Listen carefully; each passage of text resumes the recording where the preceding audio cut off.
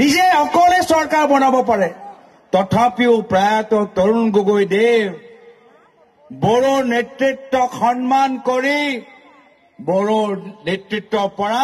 2 জন ব্যক্তিক মন্ত্ৰী দিছিল বিপিএফৰ লগত ৰাখি চৰকাৰ চলাইছিল এয়া হল কংগ্ৰেছ দলৰ চিন্তাধাৰা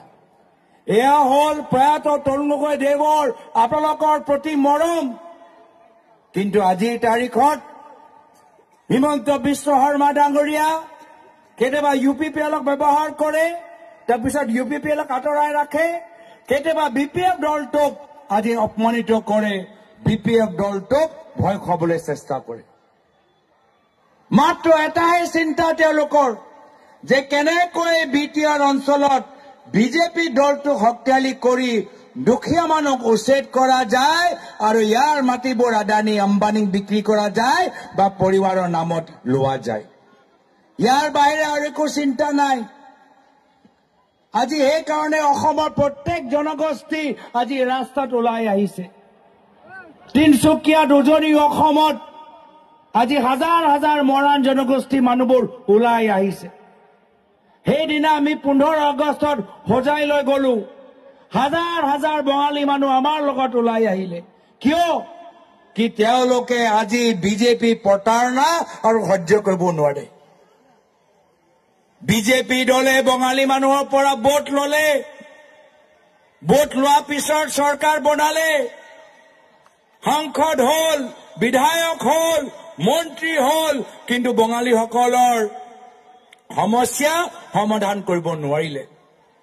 সমাধান কৰাৰ বিপৰীত আজি বঙালী সমাজক কৈছে যে তোমালোকে নিজৰ বাংলাদেশী প্ৰমাণ এটা সাৰ্টিফিকেট দিয়া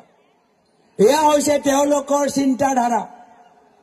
যে বঙালী মানুহৰ পৰা ভোট ললে আকৌ বঙালী মানুহকে এতিয়া বাংলাদেশী সাৰ্টিফিকেট দিবলৈ এনেকুৱা এটা পৰিস্থিতি সৃষ্টি কৰিছে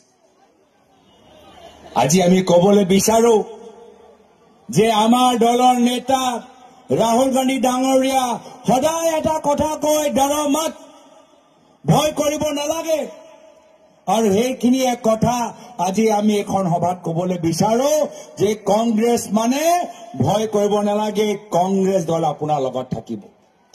কংগ্ৰেছ দল আপোনাৰ লগত থাকিব আৰু এতিয়া এই কাৰণে